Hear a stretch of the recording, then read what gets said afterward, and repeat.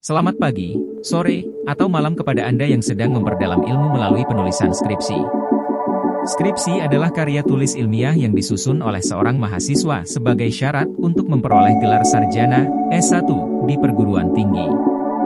Skripsi biasanya merupakan hasil dari penelitian yang dilakukan oleh mahasiswa selama masa studi mereka di perguruan tinggi, yang menggabungkan pengetahuan yang telah dipelajari selama kuliah dengan keterampilan penelitian yang diperoleh selama perkuliahan.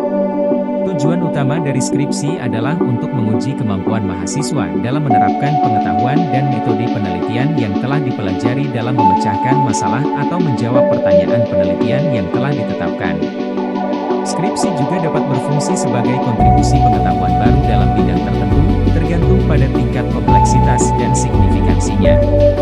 Dalam proses penulisan skripsi, latar belakang penelitian memainkan peran penting sebagai fondasi yang memotivasi dan menjelaskan mengapa topik penelitian tersebut penting untuk diteliti. Jadi, bagaimana kita membuat latar belakang penelitian yang kuat?